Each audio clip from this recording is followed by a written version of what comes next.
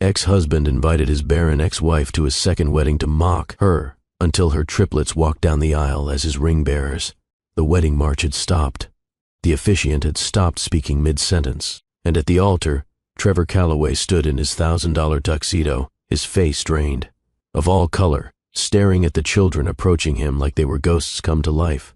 The lead boy, no more than 6 years old, carried a small white pillow. On top of it sat 2 plain gold wedding bands that caught the afternoon light streaming through the floor-to-ceiling windows. His 2 brothers walked on either side of him, their steps synchronized, their young faces serious and determined.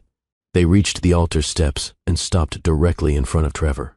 The boy with the pillow looked up at the man he had never met, the man whose eyes he had inherited, and spoke in a voice that rang clear through the stunned silence. "Dad, you left these rings at Mom's house. She said you might need them today." The room exploded. Gasps erupted from every corner. A woman in the third row screamed. Phones came out immediately, cameras already recording. The bride, Felicity Harding, stumbled backward in her $15,000 wedding dress, her hand flying to her mouth, her eyes wide with confusion and dawning horror. "What?" Her voice cracked. "Trevor, who are these children?" Trevor opened his mouth, but no sound came out. His best man grabbed his shoulder, shaking him slightly. "Mark, who are these kids? Did you arrange this? What the hell is happening?" From the back of the room, a woman's voice cut through the chaos. Calm, clear, steady as a drumbeat. "Actually, I can answer that." Every head in the room turned as one. There, walking down the same aisle the boys had just traveled, came a woman in a simple blue dress. She was not dressed like the other guests in their designer gowns and expensive suits. Her hair was pulled back in a practical ponytail. Her shoes were discount store flats. But she walked with her head high and her shoulders back, and when she reached the altar and placed her hands on the boy's shoulders, she looked directly at Trevor with eyes that held no fear, no hesitation, only the calm certainty of someone who had finally stopped running from the truth. "These are Owen, Lucas, and Felix," Paige Brennan said. "They are 6 years old. They are your sons, Trevor, and I am done pretending they do not exist. Now, let me tell you how we got here. 3 weeks earlier, the invitation had arrived on a Thursday afternoon. Paige stood in the cramped kitchenette of her Queens apartment, still wearing her work clothes, a coffee mug cooling in her hand. The envelope was expensive. Cream-colored cardstock, the kind that cost $3 per sheet at specialty stationery stores. Her name and address were written in elegant calligraphy. For a moment she just stared at it, this beautiful thing so out of place, among the pile of bills and grocery store circulars on her tiny counter. She set down her coffee and opened it carefully. The invitation itself was even more elaborate than the envelope. Embossed gold lettering, a small silk ribbon. She read the words once, then again, certain she must be misunderstanding. "You are cordially invited to celebrate the marriage of Trevor Calloway and Felicity Harding. Saturday, June 15th, at 2 o'clock in the afternoon, the Plaza Hotel, Terrace Room. Reception to follow." Below the printed text, in handwriting she would recognize anywhere, was a personal note. "Paige, I know this might seem strange, but Felicity insisted we invite you. We have both moved on. I hope you can be happy for me. Besides, you always loved the Plaza. Come enjoy it one last time. Trevor." Her hand started to shake. The paper trembled between her fingers. She read the note 3 more times, each word landing like a small, precise cut. The casual cruelty of it. The assumption that she had moved on. The reminder of the Plaza, a place she had been exactly once, 7 years ago, when Trevor took her there for their anniversary and promised that someday, when they renewed their vows, they would do it somewhere grand like this. That promise died when the marriage did, but it was the phrase, "come enjoy it one last time," that made her jaw clench. As if she could afford to enjoy places like the Plaza now. As if her life was filled with opportunities to attend events at hotels, where a single night's stay cost more than her monthly rent. "Mommy, why do you look sad?" She turned to find Owen standing in the doorway, her oldest son by 4 minutes. He had Trevor's brown eyes, and that same way of tilting his head when he was trying to figure something out. Behind him, Lucas and Felix tumbled into view, chasing each other with toy airplanes, their laughter filling the small space. "I am not sad, sweetheart," Paige said, folding the invitation and slipping it into her pocket. "Just surprised. Go wash up for dinner." The boys scattered, their footsteps thundering through the apartment. Paige stood alone in the kitchen, one hand pressed against the counter to steady herself. She had not seen Trevor in person in over 6 years, had not spoken to him in just as long. The last time she tried, she was 3 months pregnant, terrified and desperate, calling from a clinic bathroom with a positive pregnancy test in her shaking hands. She could still remember every word of that phone call. "Trevor, please do not hang up. I need to tell you something." His sigh had been loud and irritated. "Paige, we are divorced. Whatever this is, tell your lawyer. I am pregnant." A pause, then laughter. Actual laughter, sharp and disbelieving. "Nice try. I am serious. I just took the test. I am 12 weeks along. Paige, we both know that is impossible. Do not embarrass yourself with this. Why would I lie? Trevor, please, I do not know what to do. I do not have anyone else to call." His voice had turned cold then, colder than she had ever heard it. "Listen to me very carefully. If you contact me again with this ridiculous story, I will have my lawyer file for a restraining order. You are harassing me. Stop. Trevor, please." The line went dead. She called back twice. He blocked her number. She sent a certified letter to his office. It was returned unopened, with a note from his attorney threatening legal action if she persisted in fabricating a pregnancy to extort money from him. After that, she stopped trying. What was the point? He had decided she was lying, and nothing she said would change his mind. 6 months later, she gave birth to triplets. 3 identical boys, born 4 weeks early, each weighing just over 5 pounds. She labored for 17 hours in a public hospital with no one beside her but a rotating cast of nurses. When they finally placed Owen, Lucas, and Felix on her chest, she cried so hard she could barely breathe. Not from pain, not from fear, from the overwhelming, crushing, beautiful weight of loving 3 people. She had just met more than she had ever loved anyone in her life. That was 6 years ago. 6 years of doing it alone. 6 years of working 2 jobs, then 3, then back to 2, when she finally got promoted. 6 years of saying no when the boys asked for things she could not afford. 6 years of stretching every dollar, every meal, every moment of energy she had. 6 years of watching other children get picked up from school by fathers who existed, while her sons asked questions she did not know how to answer. Why do not we have a dad? You do have a father, baby. He just is not part of our lives right now. Why not? Because he made a choice not to be. Did we do something wrong? No. God, no. You did nothing wrong. Nothing. This is not about you. But it felt like a lie every time she said it. Because in a way, it was about them. Trevor left because he did not want the complication of children. When she got pregnant anyway, he simply decided they did not exist. And that decision had shaped every single day of their lives since.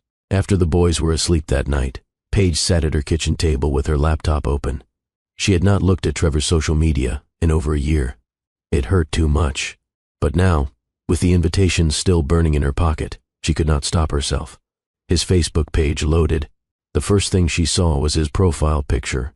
Trevor and a blonde woman, both smiling at the camera, his arm around her shoulders. They were standing on a beach somewhere tropical. The sun was setting behind them. They looked happy. They looked like people whose biggest concern was whether to have fish or steak for dinner. Paige scrolled, post after post of a life she barely recognized.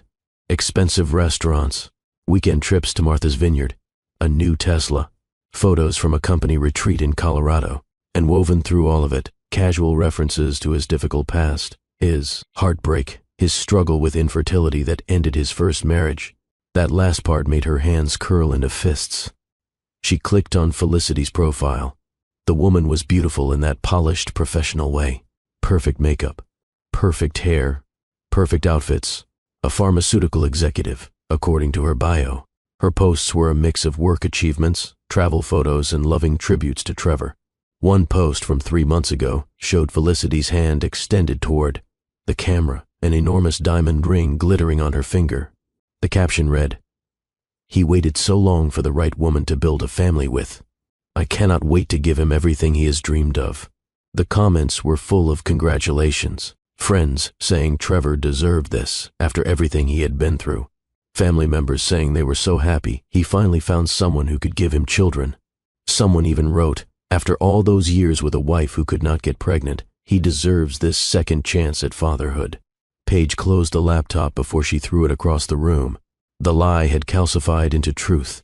Trevor had told so many people, so many times, that she was infertile, that their marriage ended because her body was broken, that it had become accepted fact. No one questioned it. No one doubted him. Why would they? He was successful, charming, likable, and she had disappeared after the divorce, too broken and afraid to fight back. Her silence had allowed his lies to flourish. She opened the laptop again. This time, she pulled up the photos on her phone and scrolled through them. Owen's first day of kindergarten. Lucas covered in paint from art class. Felix's gap-toothed smile after losing his first tooth. Birthdays, holidays, beach trips to Coney Island. The cheap, beautiful, exhausting life they had built together. These boys existed. They were real.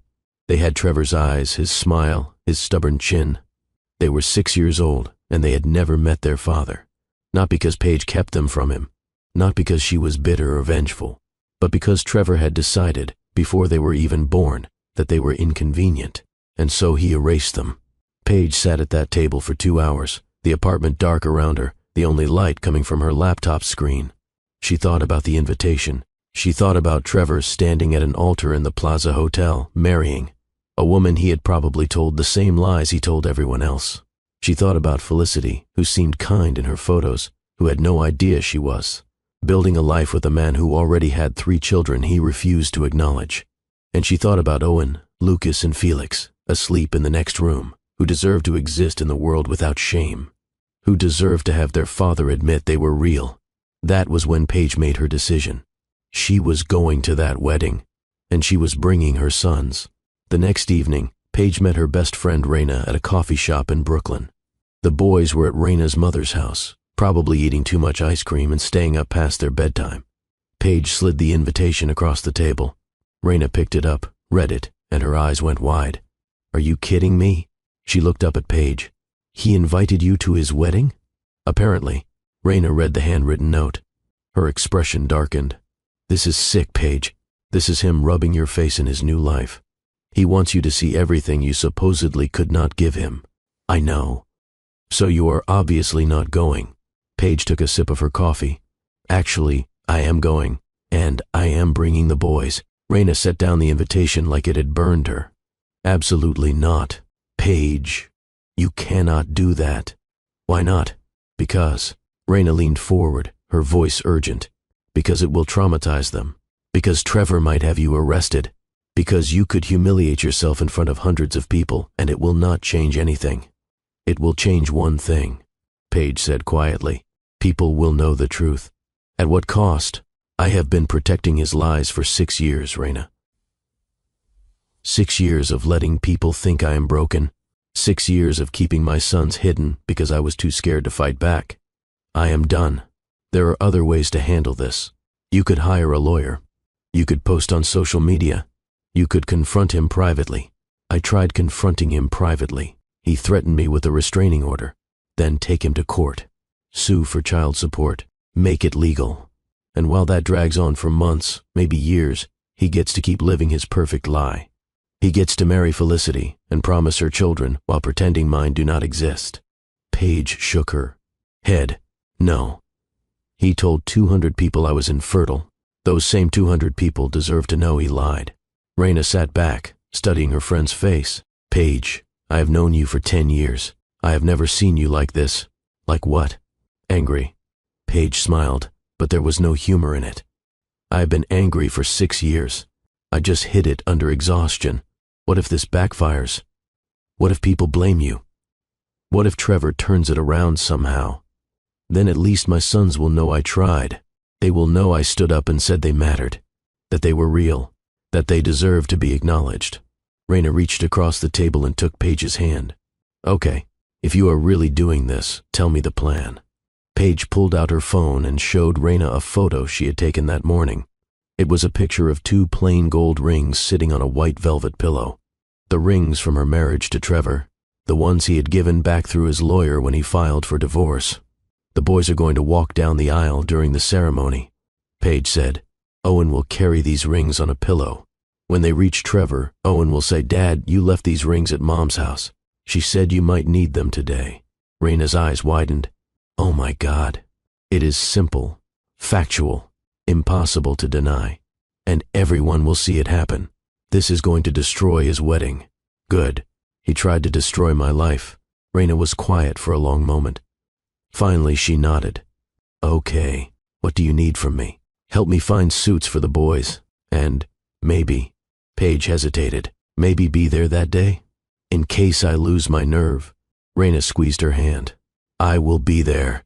And Paige? For what it is worth, I think you are doing the right thing. Those boys deserve better than being someone's dirty secret. That night, after Paige picked up the boys and brought them home, she made dinner while they did homework at the kitchen table. Owen practiced writing sentences. Lucas drew pictures of animals. Felix worked on counting exercises, his tongue sticking out in concentration. They were so small still, so innocent. They had no idea that their entire world was about to shift. After dinner, after baths, after story time, Paige sat on the edge of the bed they all shared. The apartment only had 2 bedrooms. Paige slept in one. The boys shared the other, in a set of bunk beds Paige had found at a thrift store and repainted herself. Owen slept on top. Lucas and Felix shared the bottom bunk, usually tangled together like puppies. Guys, I need to talk to you about something important, Paige said. 3 pairs of brown eyes looked at her. Owen sat up straighter, already sensing this was serious. Lucas set down his stuffed elephant.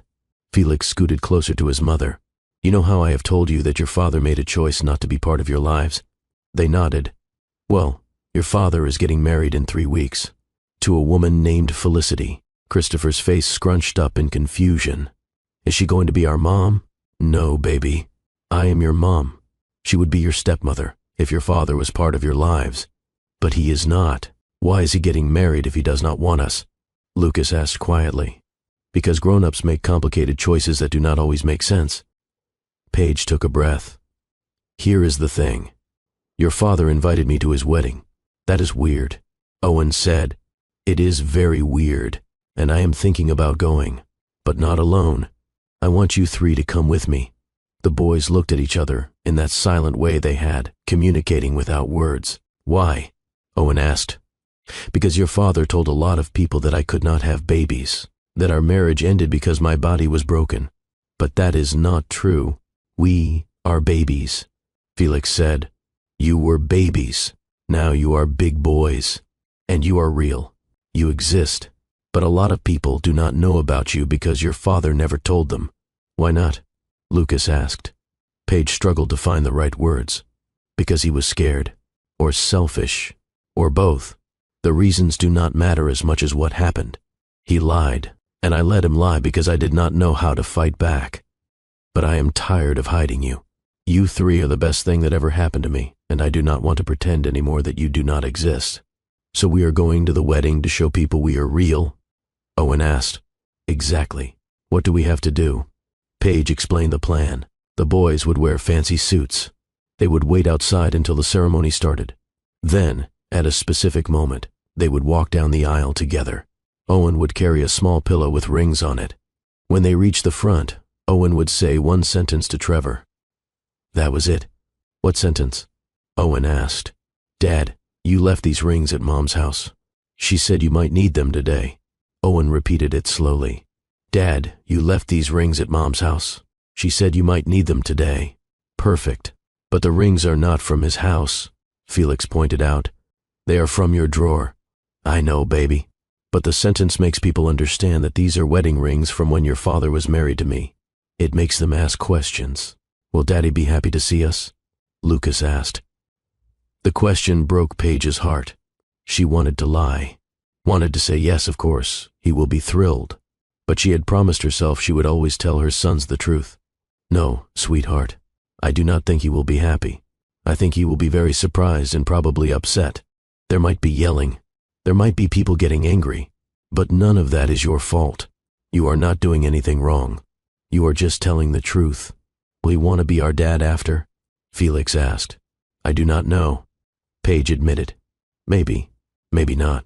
But at least people will know you exist. At least you will not be a secret anymore. The boys were quiet. Owen, always the most analytical, spoke first. I want to do it. I want people to know we are real.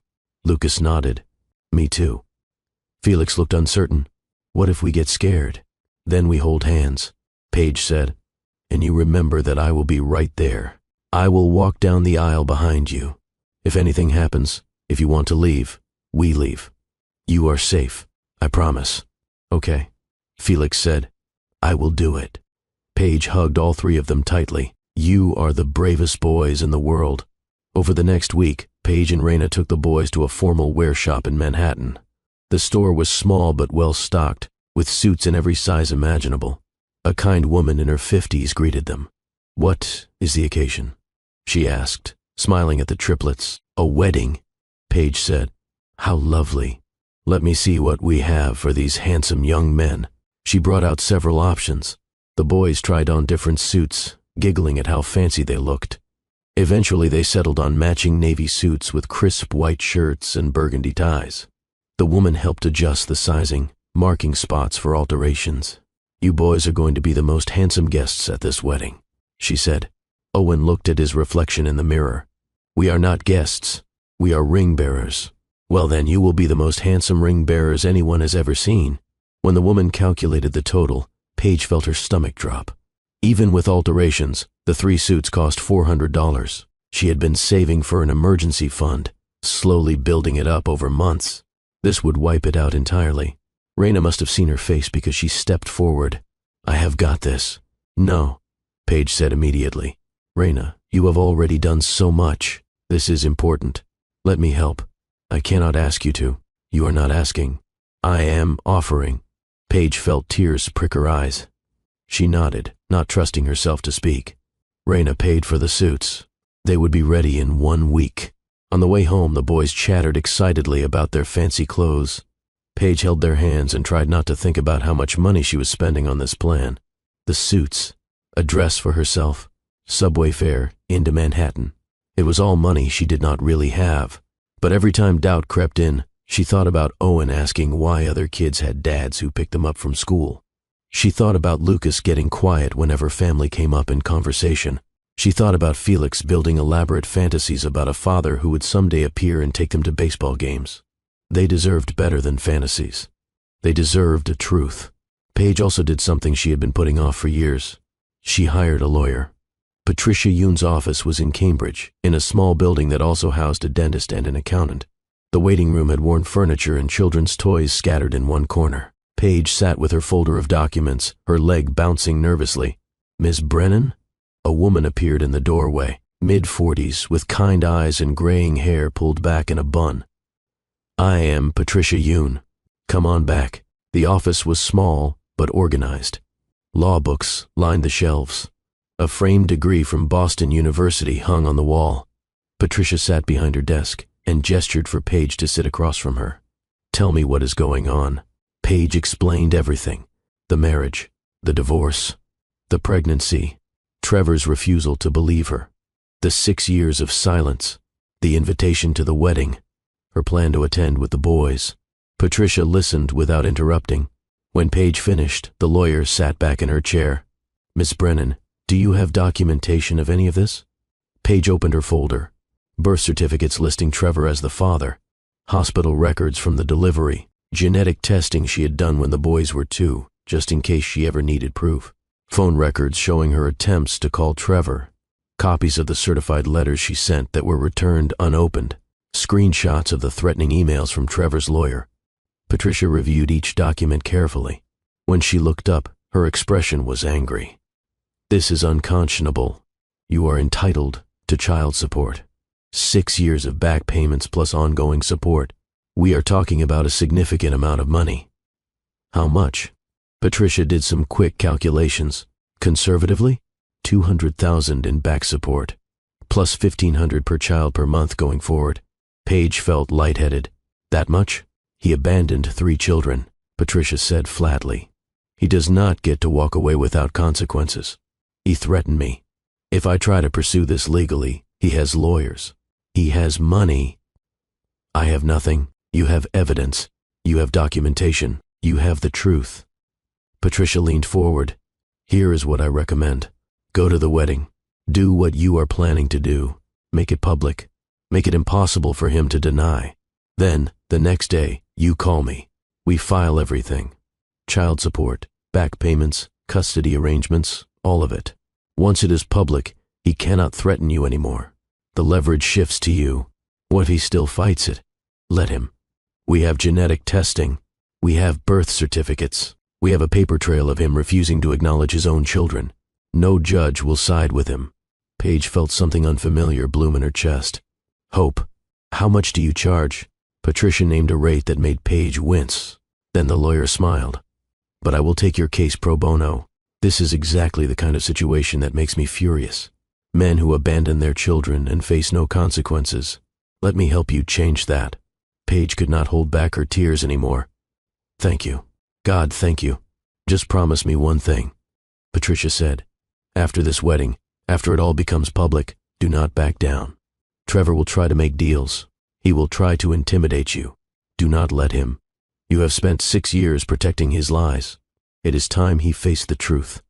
The week before the wedding, Paige barely slept. She ran through the plan obsessively. What time they would leave. What train they would take. Where they would wait before the ceremony. What Owen would say. She practiced with the boys every evening, making sure they knew exactly what to do. Owen was a natural. He practiced his line until it sounded casual, unrehearsed. Dad, you left these rings at Mom's house. She said you might need them today. Over and over. Each time, with a little more confidence. Lucas worried about everything. What if we trip? What if I forget what to do? What if Daddy yells at us? Paige reassured him each time. You will not trip. I will be right behind you. If anything bad happens, we leave immediately. Felix treated the whole thing like an adventure. He was excited to wear his fancy suit, excited to see the Plaza Hotel, excited to finally meet the father he had only seen in old photographs. 3 days before the wedding, Paige's phone rang. Unknown number. She answered cautiously. Hello? Paige? It is Catherine. Paige froze. Catherine Calloway, Trevor's mother. She had not spoken to this woman since the divorce. Catherine, please, just listen. I know Trevor invited you to the wedding. I wanted to call and tell you that you do not have to come.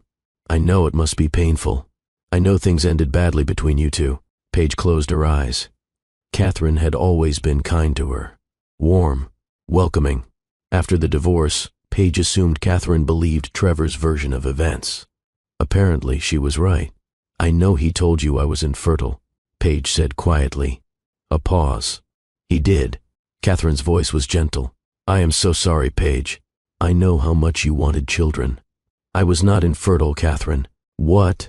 I got pregnant 2 months after he left me. I called him. I told him. He did not believe me. The silence on the other end stretched so long that Paige thought the call had dropped. Catherine. When Catherine spoke again, her voice was shaking. You are saying you have a child. 3 children. Triplets. Boys. They are 6 years old. Paige heard a sharp intake of breath. And Trevor knows? I told him. He called me a liar. He threatened legal action if I contacted him again. So I stopped trying. Oh my God. Catherine sounded like she was crying. Oh my God, Paige. 3 children? Yes. And you have been raising them alone this whole time? Yes. Why did you not come to us? Richard and I would have helped. We would have. I was scared. Trevor made it very clear that if I pursued anything, he would destroy me. He has money, lawyers, connections. I had nothing. Catherine was definitely crying now. I am so sorry. I am so sorry. Does he support them at all? No. 6 years, and he has paid nothing? Nothing. Paige, this is... Catherine struggled for words. This is monstrous. How could he do this? How could he abandon his own children? I do not know. Can I meet them? Please, Paige. They are my grandchildren. Can I meet them? Paige hesitated. You will meet them on Saturday. At the wedding. You are coming? Yes. And I am bringing the boys. Catherine was quiet for a moment. Does Trevor know they are coming? No. Paige, what are you planning? I am planning to stop protecting his lies. The call ended shortly after. Paige sat in her kitchen, her phone still in her hand, wondering if she had just made a terrible mistake. What if Catherine warned Trevor? What if security was waiting at the plaza to turn them away? But when she checked her phone an hour later, there was a text from Catherine. "I will not tell him. You are doing the right thing. Those boys deserve to be acknowledged. I will see you Saturday." The night before the wedding, Paige gave the boys an early dinner and got them ready for bed. They were too excited to sleep, bouncing around the apartment in their pajamas. "Tomorrow, we get to wear our fancy suits," Felix announced. "And we get to see the big hotel," Lucas added. Owen was quieter. He sat on the edge of the bed, watching his mother fold their clothes for the next day. "Mommy," he said, "what if Daddy does not like us?" Paige sat down next to him. "Oh, baby, this is not about whether he likes you. This is about him acknowledging that you exist. That is the first step. Everything else comes after. But what if he gets mad? Then he gets mad, but you will still have done the right thing. And you will still have me, and Lucas, and Felix. We are a family no matter what happens tomorrow." Owen leaned against her. "I'm a little scared." "Me too. Really, really. But being brave does not mean you are not scared. It means you do the right thing even when you are scared." The boys finally fell asleep around 9. Paige stayed up, pacing her small apartment, second-guessing everything. What was she doing? Was this revenge disguised as justice? Was she using her children to punish Trevor? Was she about to traumatize 3 innocent boys just to make a point? But then she thought about Felicity's Facebook post. "I cannot wait to give him everything he has dreamed of." She thought about the comments congratulating Trevor for finally getting his chance at fatherhood. She thought about the 200 guests who would be at that wedding, all of them believing. Trevor's lie about her broken body, her failed marriage, her inadequacy as a woman. The truth deserved to be told. Her sons deserved to exist without shame. And Trevor deserved to face the consequences of his choices. Paige set her alarm for 6 in the morning and tried to sleep. Saturday dawned bright and sunny. Perfect wedding weather. Paige woke before her alarm, her heart already racing. She made breakfast for the boys, though none of them ate much. Too nervous, too excited, too aware that today was different.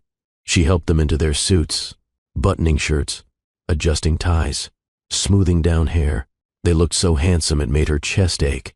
So small and brave in their navy jackets and crisp white shirts. "You look like princes," she told them. She changed into her own dress. Simple blue, bought on clearance from a discount store. Nothing fancy. Nothing that would compete with the elegant guests she knew would be there. She pulled her hair back, put on minimal makeup, and looked at herself in the bathroom mirror. The woman staring back looked tired. Scared. Determined. "Okay," she said to her reflection. "Let us do this." They left the apartment at noon. The wedding started at 2, but Paige wanted plenty of time to get into Manhattan, find the plaza, and prepare the boys. They took the subway, the boys quiet now, holding hands, their fancy shoes tapping against the train floor. Grand Army Plaza Station. They climbed the stairs and emerged onto 5th Avenue. And there it was, the Plaza Hotel. Massive, elegant, impossibly grand with its French Renaissance architecture and flags fluttering above the entrance. "Wow," Felix breathed. "It is like a castle," Lucas whispered. Owen said nothing, but his eyes were wide. They walked closer. Paige could see guests beginning to arrive. Women in designer dresses, men in expensive suits, luxury cars pulling up to the entrance, doormen in uniform helping people out. This was Trevor's world now. This level of wealth and status and ease. Paige led the boys to a small park across the street. They sat on a bench. She had the white pillow in her bag, carefully wrapped. The 2 gold rings were in a small box in her pocket. They would wait here until closer to 2 o'clock. Then they would cross the street, enter the hotel, find the terrace room, and change everything. If you have ever felt invisible, erased, or rewritten in someone else's story, this one is for you. Hit that subscribe button, because what happens when these 3 boys walk through those plaza doors proves that truth does not just set you free. It burns down every lie built to bury you. And drop a comment telling me, have you ever been lied about by someone you trusted? Let us talk about it. At 1:30, Raina appeared. She had been waiting near the hotel entrance, watching for them. She crossed the street and sat down on the bench. "You came," Paige said. Of course I came. Raina looked at the boys. You three look so handsome. Thank you, Miss Raina, Owen said politely. Are you ready? Paige took a shaky breath. No. But we are doing it anyway. At 1:45, they crossed Fifth Avenue. The doorman held the door without question. Inside, the plaza lobby was even more magnificent than Paige remembered. Soaring ceilings, crystal chandeliers, marble floors that gleamed. Guests moved through the space like they belonged there, comfortable in their wealth. Paige felt completely out of place. But she kept walking, the boys close beside her, following the signs to the terrace room. They reached the entrance. A young man with a clipboard stood there, checking names. Names, please, he asked. Paige Brennan, +3. He scanned his list. Found her name. His eyes flicked to the boys with confusion. Clearly only one guest was listed, but he nodded them through anyway. The terrace room took Paige's breath away. Floor-to-ceiling windows overlooking Central Park, white roses and orchids everywhere. Cream-colored chairs arranged in perfect rows. About 200 guests already seated. An orchestra tuning instruments. And at the front, beneath an arch covered in flowers, stood Trevor. Paige's heart stopped. He looked older. His hairline had receded slightly, but he still had that same confident posture, that easy smile. He was talking to his best man, laughing at something. He looked happy, relaxed, like a man with nothing to hide. Paige guided the boys to seats in the very last row, tucked in the corner. From here, they could see everything, but would not be noticed. She sat down, her hands shaking. Owen sat beside her, holding the white pillow now. Lucas and Felix flanked them. The orchestra began playing. Guests quieted. Everyone stood as the processional started. 6 bridesmaids in champagne-colored gowns walked down the aisle one by one. Then, the music changed. Pachelbel's canon. Everyone turned to look at the back of the room. Felicity appeared in the doorway. She was stunning. Her dress was a masterpiece of lace and silk. Her veil was delicate, antique-looking. She walked alone, her chin high, a radiant smile on her face. She looked like a woman deeply in love, about to marry the man of her dreams. Paige felt an unexpected stab of sympathy. Felicity had no idea. She thought she was marrying an honest man. She thought she knew his history, his struggles, his truth. She had no idea it was all built on lies. Felicity reached the altar. Trevor took her hands. Even from the back row, Paige could see tears in his eyes. The officiant, a silver-haired woman in elegant robes, smiled at the assembled guests. Please be seated. Everyone sat. The room fell silent, except for the soft rustle of expensive fabric. Dearly beloved, we are gathered here today to celebrate the union of 2 souls who have found in each other the promise of forever. Marriage is built on truth, on the foundation of honesty between partners. Trevor and Felicity come before us today with open hearts, ready to build a life of transparency and trust. Paige almost laughed at the irony. Truth, honesty, transparency.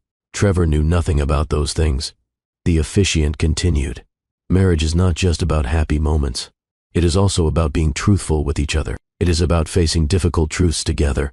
It is about building a life based on real foundations, not false ones. Trevor shifted his weight slightly. Felicity squeezed his hands, smiling. Now, Trevor is asked to say a few words before we proceed with the vows. This was not standard. Murmurs rippled through the crowd. Paige's stomach tightened. What was he doing? Trevor stepped forward, still holding Felicity's hand. When he spoke, his voice carried easily through the room, warm and emotional. I know this is unconventional, but I wanted to take a moment to acknowledge how grateful I am to be here. Many of you know my first marriage ended because we could not have children. Paige's fingernails dug into her palms. That loss nearly destroyed me. I thought I would never get the chance to be a father. I thought that dream was dead. Some guests dabbed at their eyes. A woman in the 3rd row sniffled. But Felicity showed me that sometimes our greatest dreams come true when we least expect them. She gave me hope again. She promised me the family I have always wanted. He turned to Felicity, his voice breaking artfully. You have healed parts of me I thought were broken forever. More tears from the guests. Paige felt rage rising in her throat like bile. I also want to acknowledge someone here today. Trevor continued, and Paige went cold. My ex-wife Paige is in attendance. 200 heads turned. 200 pairs of eyes found her in the back row. Paige kept her face neutral, her hands on Owen's shoulders. "Paige," Trevor said, his voice dripping with false compassion. "I know our marriage did not end the way either of us hoped. I know the infertility was hard on both of us. But I hope you can find peace knowing that even though we could not make it work, I have found happiness. I hope you find yours too. The condescension, the public pity, the absolute gall of it." Felicity looked uncomfortable, clearly unaware Trevor had planned this little speech. The officiant cleared her throat. "That was lovely. Shall we proceed with the—" "Actually," Paige heard herself say, her voice clear and strong, "I have something to contribute." The room fell silent. Trevor's smile froze. Felicity turned, confused. Paige looked down at her sons. "Boys?" Owen stood first, holding the white pillow carefully with both hands. The 2 gold rings sat on top, glinting in the afternoon light. Lucas and Felix flanked him immediately, moving to stand on either side of their brother. And then, in perfect silence, with 200 people watching, the 3 of them stepped into the aisle and began walking toward the altar where their father stood. "Before we continue, I need to know, are you Team Paige? Because what she is about to do will divide everyone at that wedding. Some will call it revenge. Others will call it justice. Smash that like button if you think Trevor deserves what is coming, and drop a comment. Is Paige right to expose him publicly, or should she handle this privately? I want to hear your thoughts." The sound of their footsteps was the only thing breaking the silence. 3 pairs of small dress shoes clicking against the marble floor in perfect rhythm. Owen in front, his small hands gripping the white pillow, his face serious and focused. Lucas on his left, his eyes wide but determined. Felix on his right, his chin lifted in that brave way children have when they are terrified but refusing to show it. Every single person in the terrace room turned to watch them. The movement was like a wave, heads swiveling in unison, necks craning. To see these 3 identical boys who had appeared from nowhere, the whispers started immediately, overlapping, building. Who are those children? Why are they interrupting the ceremony? Are they part of the wedding? Nobody said anything about ring bearers. The boys kept walking. Past the back rows where elderly relatives sat clutching their pearls. Past the middle section where Trevor's business associates were already pulling out their phones. Past the front rows where family members sat frozen in confusion. Closer and closer to the altar where Trevor stood, his face draining of all color with each step they took. Paige followed behind them, maintaining a steady pace about 10 feet back. Her heart hammered so hard she could feel it in her throat, in her temples, in her fingertips. But her steps did not falter. She kept her eyes on her sons, ready to rush forward if they needed her, ready to pull them back if anything went wrong.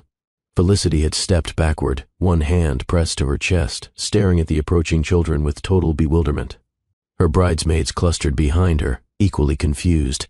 The officiant had frozen mid-sentence, her mouth still open, her prepared remarks forgotten. Trevor's best man leaned close to him and hissed something Paige could not hear. Trevor shook his head mutely. His hands had fallen to his sides. His whole body had gone rigid. The boys reached the altar steps. They stopped in perfect unison, lined up in front of Trevor like soldiers reporting for duty. The resemblance was unmistakable now.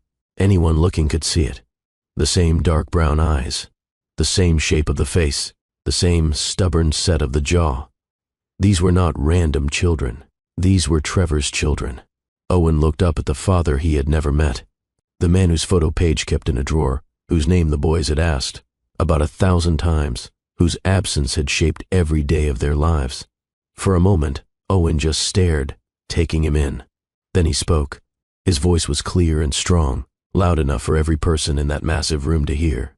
"Dad, you left these rings at Mom's house. She said you might need them today." The words echoed in the silence. Then the room exploded. 200 people gasped at exactly the same time. The sound was enormous, a collective intake of breath that seemed to suck the air out of the space. Then, the voices erupted, everyone talking at once, a chaos of shock and confusion and disbelief. What did he just say? Did that child call him Dad? Those cannot be his children. Trevor's first wife was infertile. This has to be some kind of mistake. Oh my God, look at them. They look exactly like him. Felicity stumbled backward, her hand flying to her mouth. Her face had gone white beneath her professional makeup. She looked at Trevor, then at the boys, then back at Trevor. "What?" Her voice was barely audible over the chaos. "Trevor, who are these children?" Trevor's mouth opened and closed. No sound came out. Sweat had broken out across his forehead, visible even from where Paige stood.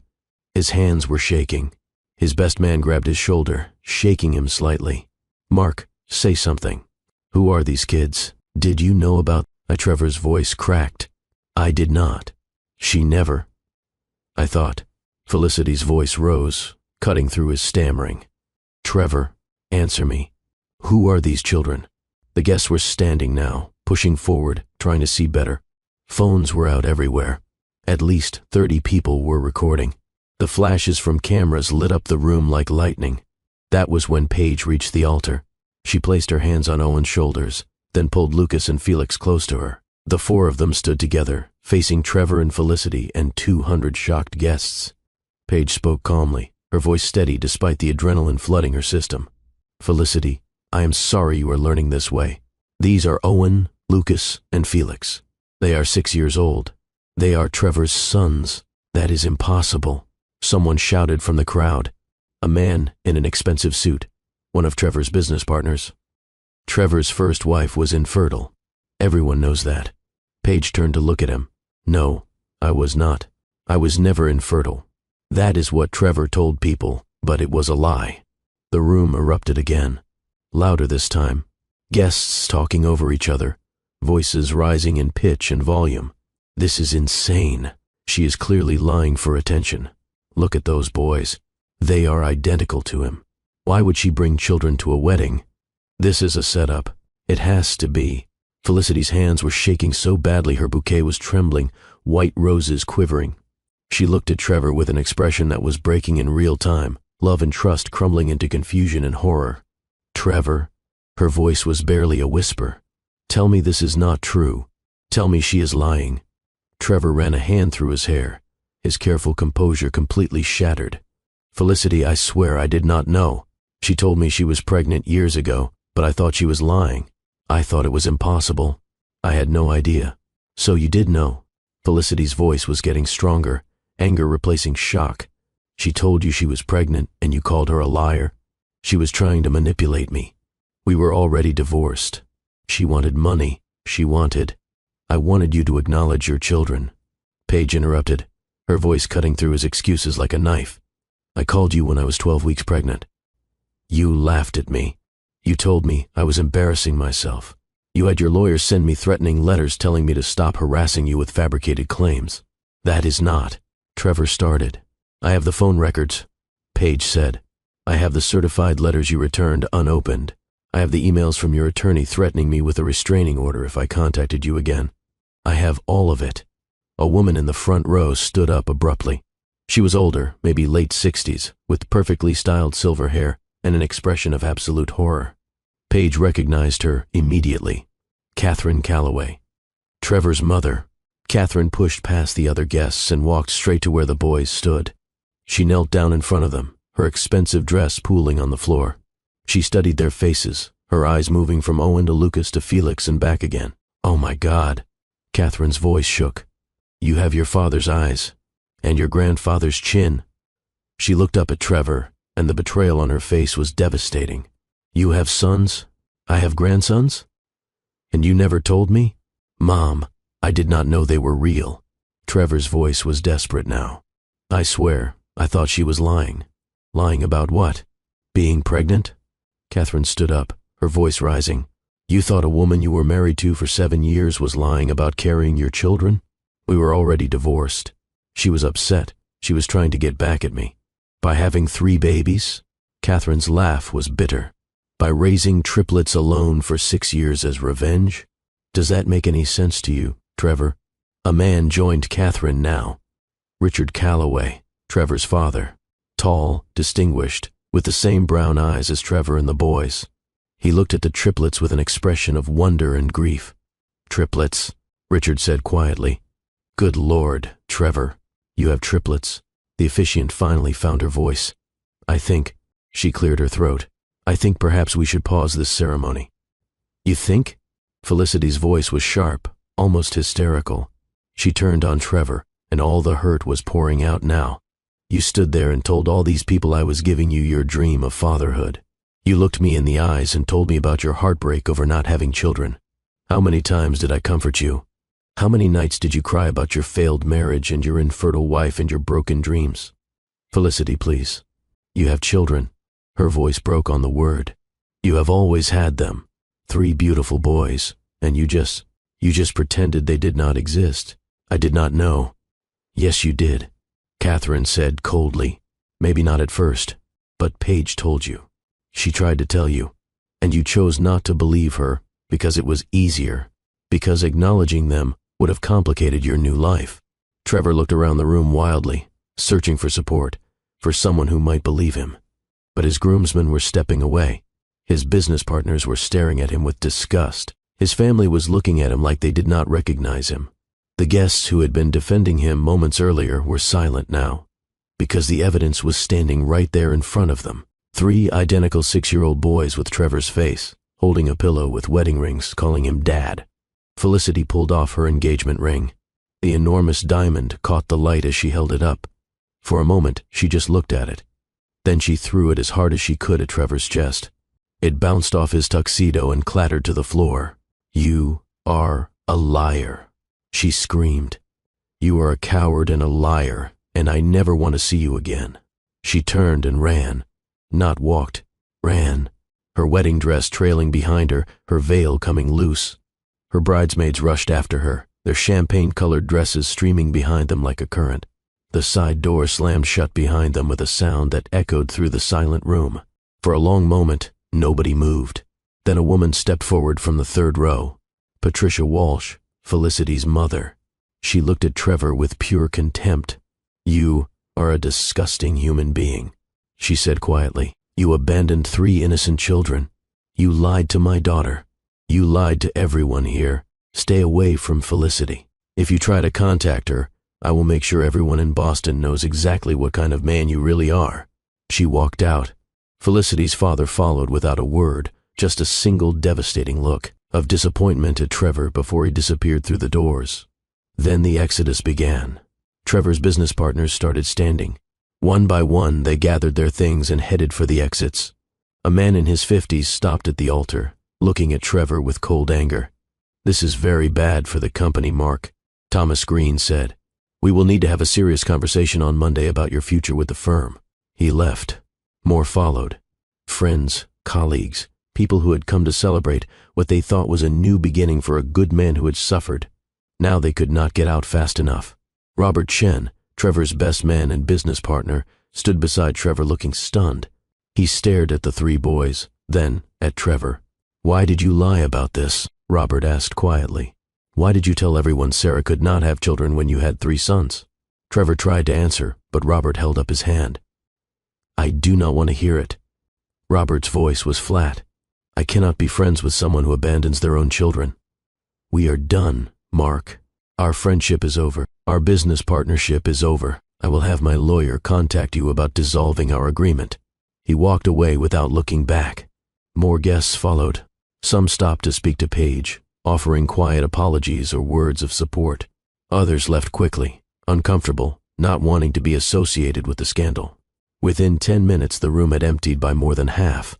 But Catherine and Richard had not moved. They stood near the boys, and Catherine was crying silently, tears tracking through her makeup. She knelt down again, looking at Owen, Lucas, and Felix with an expression of such love and regret that it made Paige's throat tight. May I hug you? Catherine asked them gently. Owen looked up at Paige. She nodded. Catherine pulled all 3 boys into her arms, holding them like they were precious, like they were wanted. When she pulled back, she was smiling through her tears. I am your grandmother, she told them, and I am so happy you exist. Richard knelt down too, his weathered face showing wonder. You 3 are miracles, he said softly, and I am so sorry we did not know about you until now. Felix, always the boldest, spoke up. Are you really our grandpa? I really am. Do you know how to fish? Grandpa Richard said he would teach us to fish. The words tumbled out before Felix realized he was talking about a fantasy conversation that had never happened. But Richard smiled. I do know how to fish, and I would love to teach you. Lucas spoke up next, his voice quiet. Do we have cousins? You do. Richard said, you have 3 cousins, Daniel, Emma, and Sophie. They are going to be so excited to meet you. Owen, the most cautious, asked the hardest question. Why did our dad not want us? Catherine's face crumpled. Oh, sweetheart, that was not about you. That was never about you. Your father made a terrible choice, a cowardly choice. But that does not mean you are not valuable. That does not mean you are not loved. Your grandmother and I want to be part of your lives, if your mother will allow it. She looked up at Paige, her eyes pleading. Paige, I am so deeply sorry. For every dinner where we pitied Trevor. For every time we spoke about his loss without knowing you were raising his children alone. For not questioning, not reaching out, not knowing. Can you ever forgive us? Paige felt tears burning her eyes. You did not know. He made sure of that. We should have known. Catherine stood, still crying. We should have asked more questions. We should have tried to contact you after the divorce. We believed him. God help us. We believed every word. Richard stood too, placing a hand on his son's shoulder. Trevor flinched. I am ashamed of you, Richard said quietly. More ashamed than I have ever been. You are not the man I thought I raised. Dad, please. You have 3 sons, 3 beautiful, innocent boys, and you looked at them and walked away. Richard's voice was thick with emotion. I do not know how to reconcile that with the son I thought I knew. Trevor was crying now, tears and sweat mingling on his face. He looked broken, lost, like the ground had opened beneath him and he was falling. But Paige felt no satisfaction in his pain, no victory, just exhaustion and relief that the truth was finally out. Catherine turned to address the remaining guests. About 100 people still filled the room, some seated, some standing, all watching the scene unfold like they were witnessing a car crash.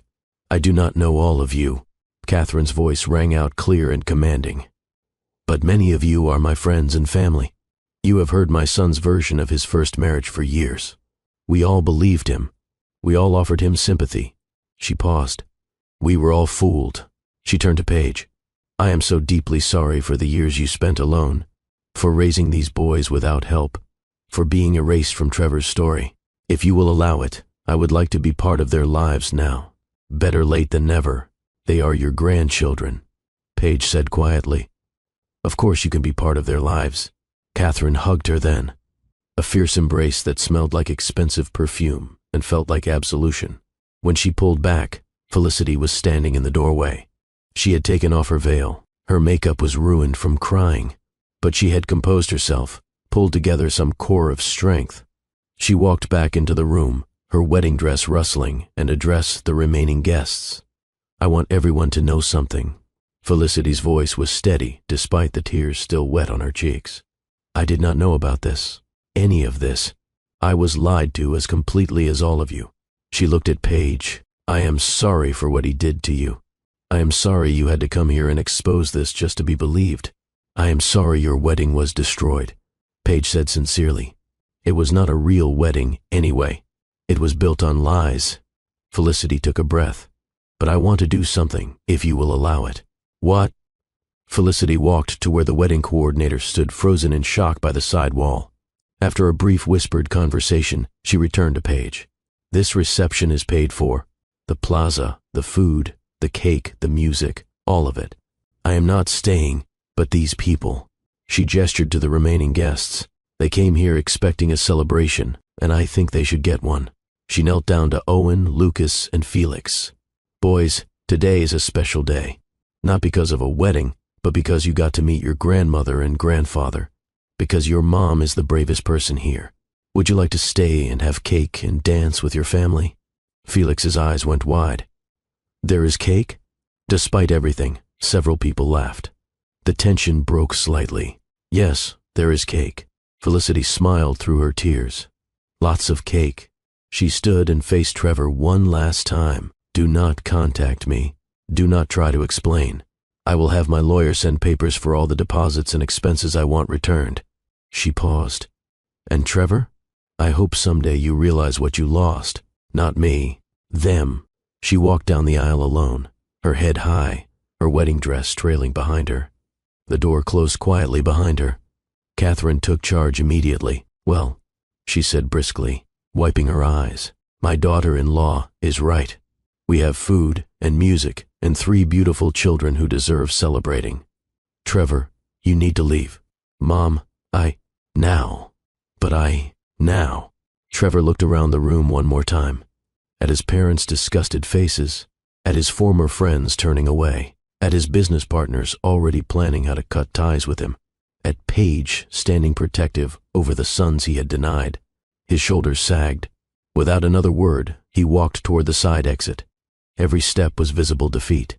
The door closed behind him with a soft click. An uncertain murmur filled the space. The remaining guests looked at each other, unsure what to do. Stay? Leave? Pretend none of this happened? Catherine raised her voice again. "Please, anyone who would like to stay and help us celebrate my grandsons, our family's newest and most wonderful members, you are welcome to join us. Anyone who would prefer to leave, we understand completely." About 20 more people departed, but the rest, maybe 80 guests, stayed. Many of them were Trevor's extended family, aunts, uncles, cousins who had just discovered 3 new family members. They approached Paige and the boys with wonder and tearful apologies. Trevor's Aunt Margaret was crying openly. "We had no idea. God, Paige, we had no idea."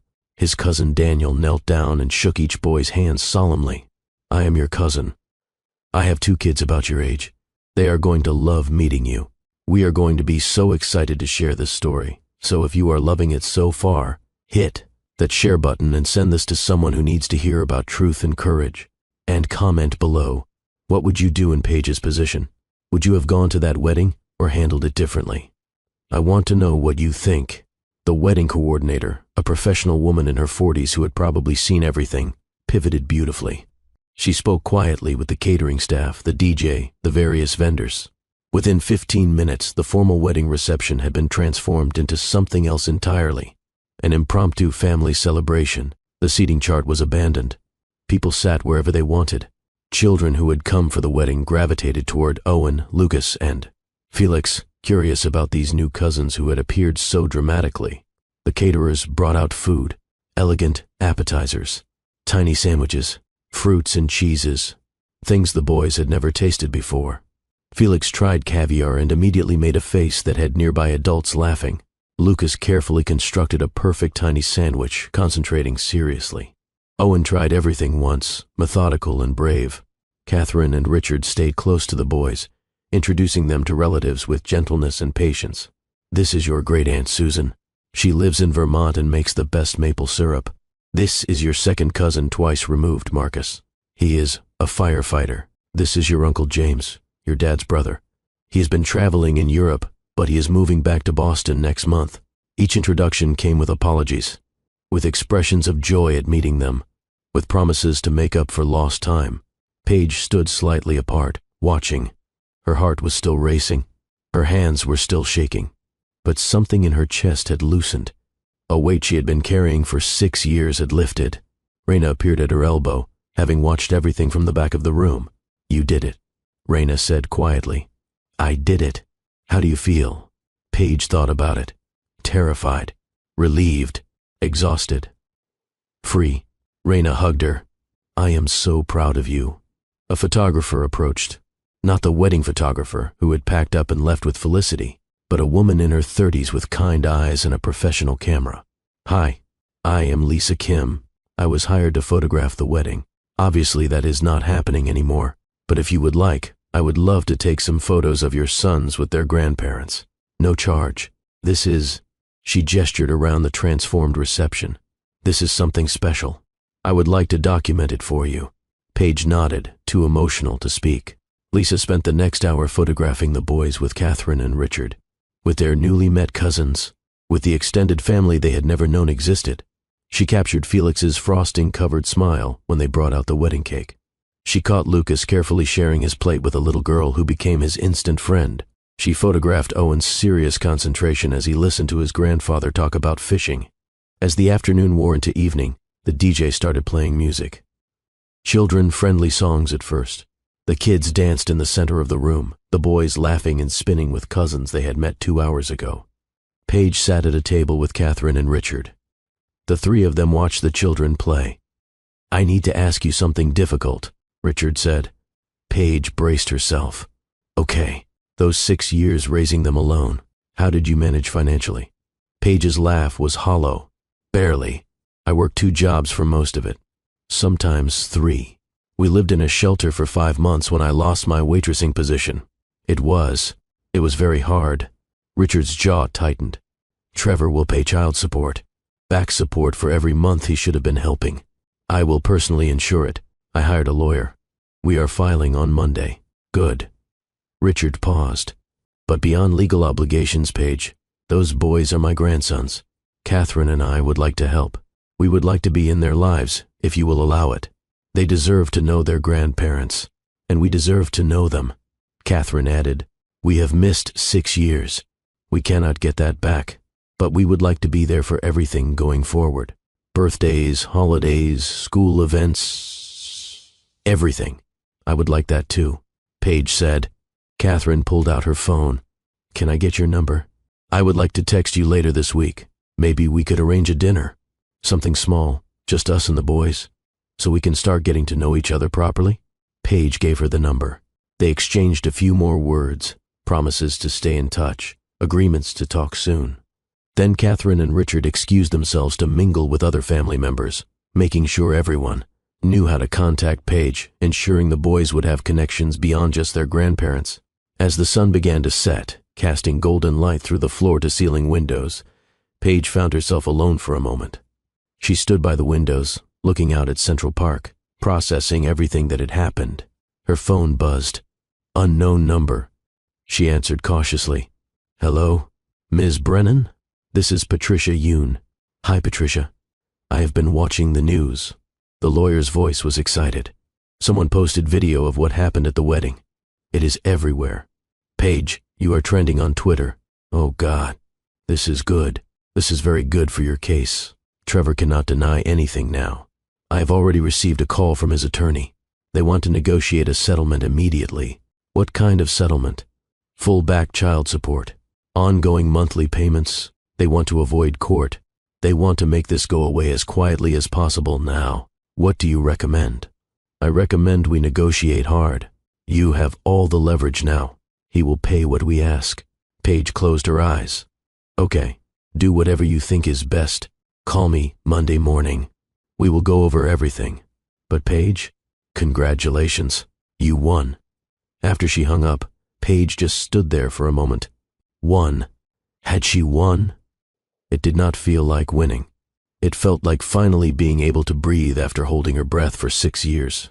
The boys ran up to her, their faces flushed from dancing. "Mommy, Grandma Catherine wants to know if we can come to her house for dinner tomorrow." Owen said. "Can we?" Felix added. "She said they have a pool." Paige smiled. "Yes, we can go." The boys cheered and ran back to tell Catherine. As the reception wound down, guests began departing. Each one stopped to speak to Paige, to meet the boys, to offer support or apologies or congratulations. By 7 o'clock, only close family remained. Catherine suggested ordering pizza for the children, who were exhausted but too excited to leave. They sat on the floor of the terrace room, fancy suits abandoned for, shirt sleeves, eating pizza and laughing with their new cousins. Paige sat with Raina, both of them watching the scene. "This is the weirdest wedding reception I have ever attended," Raina said. "It is not even a wedding reception anymore." "No." Raina smiled. "It is better." At 8 o'clock, Catherine arranged for a car service to drive Paige and the boys back to Queens. As they said their goodbyes, Catherine hugged each boy tightly. "I will see you tomorrow for dinner," she promised them. "We are going to have so much fun." In the car, the boys were finally quiet, exhausted from the day. They leaned against each other in the back seat, Felix already half asleep. Paige sat in front, watching the city lights pass by. "Mommy?" Owen said quietly. "Are you happy about what happened today?" Paige thought about it. "Yes, baby. I am happy that people know the truth now. I am happy you got to meet your grandparents. I am happy that you do not have to be a secret anymore. Do you think Daddy will want to see us now?" "I do not know. Maybe. Maybe not." "I do not think I want to see him," Owen said. "He made you sad for a long time." Paige's throat tightened. "Someday, if he changes, if he really tries to be better, maybe we can think about it. But not now." "Okay." They arrived at the apartment building in Queens. The contrast was stark, from the Plaza Hotel's grandeur to their cramped walk-up. But it felt like home. It felt like safety. Paige helped the boys out of their suits and into pajamas. They were asleep within minutes, tangled together in their bunk bed like always. She stood in the doorway watching them sleep, these three miracles who had walked down an aisle and changed everything. Then she went to her own room and opened her laptop. The video was everywhere. Someone, maybe multiple someones, had live-streamed the wedding. The footage showed everything. Trevor's condescending speech about his infertile ex-wife. The three boys walking down the aisle. Owen's clear voice saying, "Dad, you left these rings at Mom's house." Felicity's devastation. Catherine's immediate embrace of the boys. Trevor's shameful exit. The video had millions of views already. It was on Twitter, Facebook, Instagram, TikTok, everywhere. News outlets were picking it up. Boston Daily News had published an article an hour ago with the headline, "Boston, real estate executive exposed for abandoning triplet sons at his own wedding." Paige read through the comments, her heart pounding. The way his mother immediately embraced those boys. That is what family should be. Imagine being Felicity. She dodged a bullet. That woman raising triplets alone for 6 years while he lived in luxury. She is a hero. The ex-husband is trash, but his family seems lovely. Those boys are so brave. I hope they never see their deadbeat father again. Not all the comments were positive. Some people accused Paige of being vindictive, of using her children as weapons of choosing public humiliation over private resolution. But the overwhelming majority of comments supported her. Her phone started ringing. News outlets requesting interviews, morning shows wanting her story, podcasts asking her to appear. She ignored them all. She did not want fame. She did not want to become a viral sensation. She just wanted her sons to exist without shame. Paige closed the laptop and went to bed. For the first time in 6 years, she slept deeply, dreamlessly, without the weight of Trevor's lies pressing down on her chest. Sunday morning, they took the train to Catherine and Richard's house in Newton. It was a beautiful colonial-style home with a large backyard and, as promised, a pool. The boys were shy at first, overwhelmed by the size of the house, the elegance of everything. But Catherine and Richard were warm and patient, letting them explore at their own pace. They had dinner together. Roast chicken, mashed potatoes, vegetables. Simple food, but made with care. The boys ate quietly, using their best manners. After dinner, Richard showed them his study, his collection of fishing lures, promised to take them to a lake soon. Catherine pulled Paige aside while the boys were distracted. "Trevor called me this morning." Paige tensed. "What did he say?" "He is attending therapy. He wants to know if he can have supervised visits with the boys eventually." "What did you tell him?" "I told him that is not my decision. It is yours." Catherine paused. "For what it is worth, I think he is genuinely devastated by what happened. I do not know if that means he is changing, or just that he is embarrassed. Time will tell. I am not ready to let him near them yet. I understand. And I told him that. He needs to prove himself over a long period of time before he earns the right to be their father." "Thank you." Catherine squeezed her hand. "You are an extraordinary mother, Paige. Those boys are lucky to have you." Over the next few weeks, Paige's life transformed. Patricia Yoon negotiated a settlement with Trevor's lawyers, $220,000 in back child support, paid in a lump sum, $4,500 per month in ongoing support. The money hit Paige's account on a Tuesday morning, and she sat at her kitchen table staring at the balance, unable to believe it was real. She immediately started looking for a new apartment. Something bigger. Somewhere the boys could each have their own room. She found a 3-bedroom place in Brooklyn, in a safe neighborhood with good schools. The rent was manageable now. She signed the lease that same week. She also quit her second job. With the child support, she only needed to work her graphic design position. She could work from home 3 days a week now. She could pick the boys up from school. She could be present in a way she never could before. The boys started at a new school in Brooklyn. Lincoln Elementary had a music program, an art program, a library. Owen joined the chess club. Lucas started taking art classes. Felix joined the soccer team. They had dinner with Catherine and Richard every Sunday. The boys met their cousins, their aunts and uncles, their extended family. They went to the zoo, to museums, to parks. They experienced childhood with grandparents who loved them, with cousins who accepted them, with a support system Paige had never imagined they would have. Paige also started something new, a support group for single mothers dealing with difficult co-parenting situations, or in her case, absent co-parents. She rented space at a community center in Brooklyn. 8 women came to the first meeting. They sat in a circle and shared their stories. Women who had been lied about, women who had been abandoned, women raising children alone while their exes moved on to new relationships, new families, women carrying the weight of someone else's choices. Paige told her story too. The whole thing. The marriage, the abandonment, the pregnancy, Trevor's refusal to believe, her, the 6 years of struggle, the wedding, the revelation. The women cried with her. They understood in a way few people could. By the third meeting, 15 women attended. By the second month, 25. Women supporting each other, sharing resources, offering childcare swaps, legal advice, emotional support. Paige felt like she was turning her pain into purpose, taking the worst experience of her life and using it to help others. 6 months after the wedding, Paige received a letter. It came through Patricia Yoon's office, forwarded from Trevor's therapist. Miss Brennan, I am writing on behalf of my client, Trevor Calloway. Mr. Calloway has been attending therapy twice weekly for the past 6 months. He has also completed a parenting course and is engaged in ongoing work to understand and take accountability for his choices. He would like to request a supervised visit with his sons. He understands this is entirely your decision and will respect whatever you choose. If you are open to this, we can arrange a meeting in a neutral location with supervision. Please let me know your thoughts. Dr. Sarah Martinez, licensed therapist. Paige sat with the letter for 3 days before deciding what to do. Finally, she sat down with Owen, Lucas, and Felix.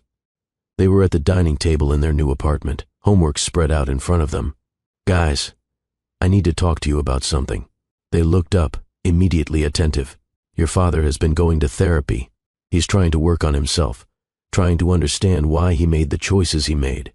Is he going to come see us? Felix asked. He would like to, but only if you 3 want to meet him. This is your choice. You do not have to see him if you do not want to. The boys looked at each other, that silent communication passing between them. Owen spoke first. I think I would like to meet him, just to see what he is like. Lucas nodded slowly. Me too. But I am nervous. I am nervous too, Felix admitted. But I want to know if he is sorry. Paige nodded. Okay, if you are sure, we can arrange one meeting. 1 hour, in a park, and I will be there the entire time. If at any point you want to leave, we leave. No questions asked. The meeting was scheduled for a Saturday afternoon at a park in Newton. Neutral territory. Public.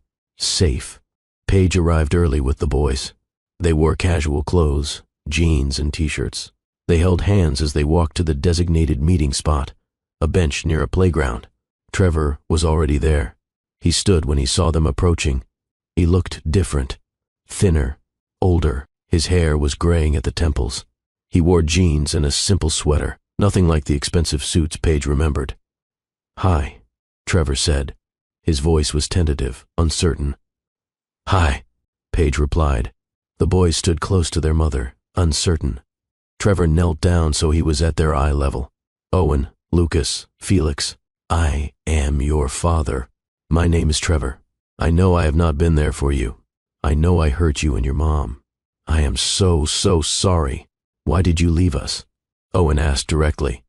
Trevor took a breath. Because I was scared. Being a father felt too hard, too big, too overwhelming. So I ran away. That was wrong. There is no excuse for what I did. Did you really not know we existed? Lucas asked. Trevor hesitated. Your mom told me she was pregnant. I did not want to believe her. I convinced myself she was lying because that was easier than facing the truth. When I saw you at your apartment, when you were babies, I knew you were real. But I still walked away because I was a coward. It was the first time Paige had heard him admit that. The first time he acknowledged seeing them as infants and choosing to leave anyway.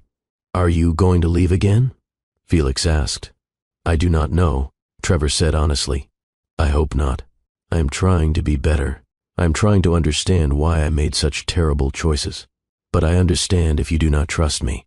I have to earn that trust over a very long time." The boys were quiet. Then Owen spoke. "Can you push us on the swings?" Trevor's face broke into a smile. "Yes, I would like that very much." Paige watched from the bench as Trevor walked with her 3 sons to the playground. She watched him push them on the swings, carefully, gently. She watched him help Lucas climb the jungle gym. She watched Felix show him how fast he could run. The boys were cautious. They did not call him Dad. They kept their distance emotionally, but they were trying, giving him a chance to prove himself. After an hour, Paige called them over. "Time to go, boys." They said goodbye to Trevor politely. He knelt down again. "Thank you for letting me meet you. Can I see you again?" The boys looked at Paige. She nodded. "Maybe." Owen said, "If you keep trying, I will. I promise I will keep trying." On the drive home, the boys were quiet. Finally, Lucas spoke. "He seems sad." "He should be sad," Paige said. "He made very bad choices. But sad is not the same as changed. We will see if he keeps showing up." "Do you think he will?" Felix asked. "I do not know, baby." Over the next months, Trevor requested monthly visits. Always supervised, always in public places. He showed up to each one. He brought nothing but himself, no expensive gifts, no attempts to buy their affection. He just spent time with them, pushed them on swings, played catch, listened to them talk about school. Paige watched carefully. She saw genuine effort, but she also saw how the boys held themselves slightly apart, protective of their hearts. They had learned young that fathers could disappear. They were not ready to trust fully. That was okay. Trust was earned slowly. One evening, 9 months after the wedding, Paige sat on her back porch. The boys were inside doing homework. Her phone buzzed with a text from Catherine. "Family barbecue this Sunday. All the cousins will be there. Can you and the boys come?" Paige smiled. "We will be there." She looked around at her life. The apartment that was finally big enough. The job that paid enough. The support system she had built. The boys thriving in school, playing sports, making friends. The extended family that had embraced them completely. Trevor's lies had tried to erase them, but the truth had given them everything. Her phone buzzed again. This time, a message from Felicity. "Hi, Paige. I know this is random, but I wanted to let you know I started a support group for women who have been deceived in relationships. Already have 20 members. Thank you for giving me the courage to turn my anger into something useful." Paige typed back. "That is wonderful. You are helping people heal. That is everything." The boys called her inside. They needed help with math homework. Paige left her phone on the porch table and went to join her sons. These 3 brave boys who walked down an aisle and told the truth. As she helped Felix with his multiplication tables and listened to Owen, read aloud and admired Lucas's drawing, Paige realized something. She was happy, genuinely, deeply happy. Not because Trevor was paying child support, though that helped. Not because his reputation was destroyed, though there was some justice in that. But because she was free, free from the weight of his lies, free from the exhaustion of hiding, free from the fear of speaking truth. She had walked into the Plaza Hotel carrying 6 years of secrets and shame. She walked out with her head high, and her sons acknowledged. The invitation had been meant to humiliate her, to showcase everything Trevor had moved on to, everything she supposedly could not provide. Instead, it became the day her sons gained a family, the day the truth burned down the lies. And sometimes, Paige thought, that is not revenge. That is resurrection. Before we wrap up, I want you to think about this story. Think about Paige's courage. Think about what it cost her to speak up. Think about how many people stay silent because speaking feels too dangerous. If this story moved you, if it made you think about truth and family and standing up for what is right, I need you to subscribe to Love and Twilights with Dr. Phillips. Every week, we bring you stories that matter. Stories about real courage, real choices, real people finding their strength. Hit that notification bell so you never miss a story.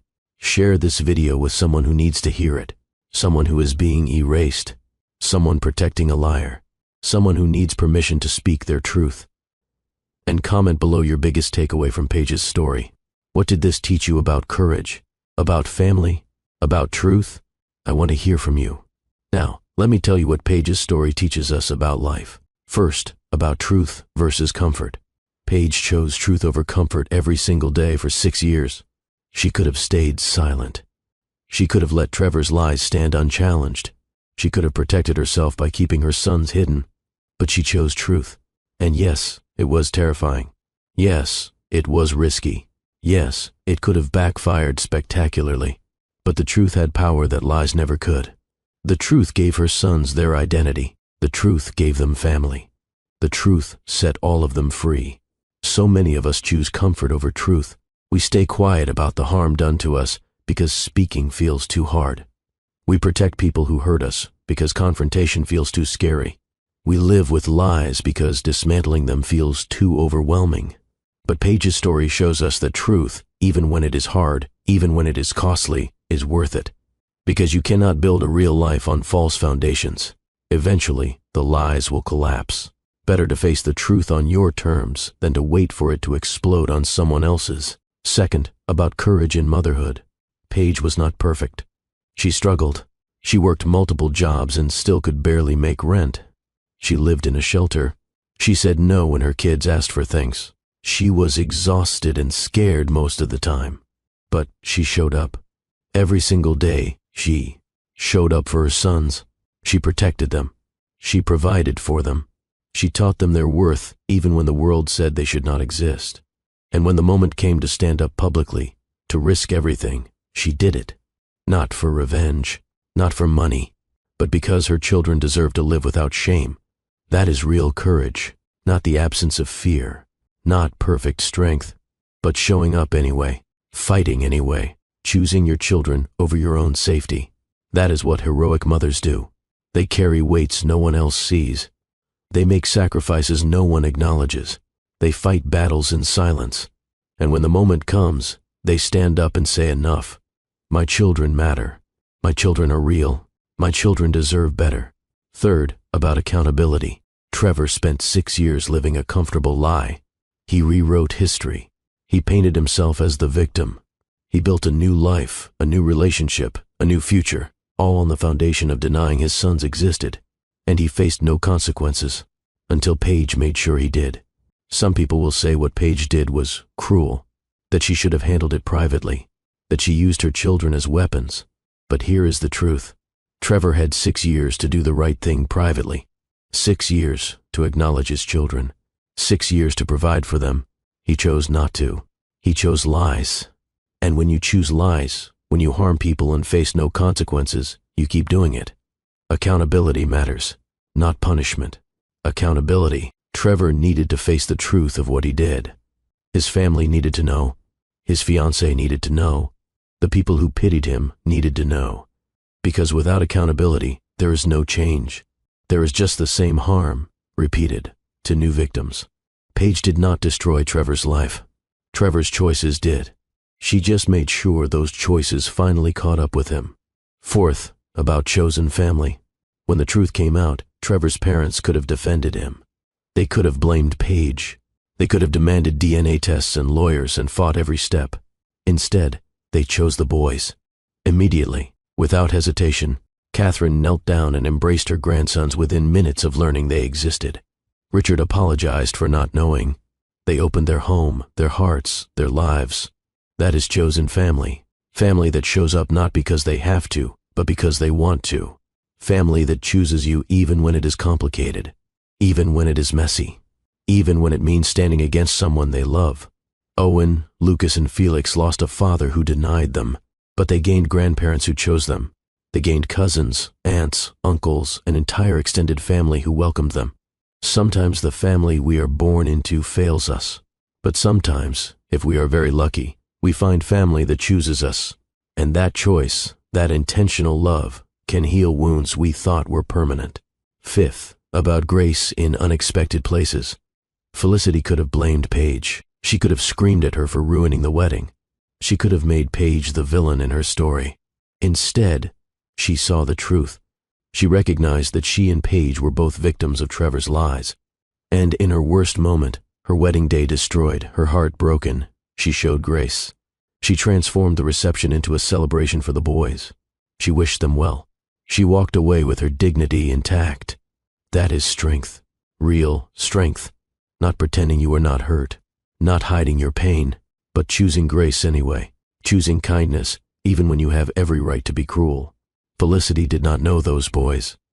They were not her responsibility, but she saw them as innocent children caught in an adult mess, and she treated them with kindness. That says everything about her character, and it reminds us that even in our worst moments, we have choices about how we respond. We can choose bitterness or grace, cruelty or kindness, revenge or release. Felicity chose well. Finally, about the power of speaking your truth. For 6 years, Paige was silent. She carried the weight of Trevor's lies alone. She let the world believe she was broken, infertile, inadequate. She protected his secrets while drowning in the consequences. But when she finally spoke, when she finally said no more, everything changed. The truth did not whisper. It roared. It spread across the internet. It reached millions of people. It sparked conversations about fathers who abandon children, about men who lie to avoid responsibility, about women who carry impossible burdens in silence. Paige's truth gave other women permission to speak their own.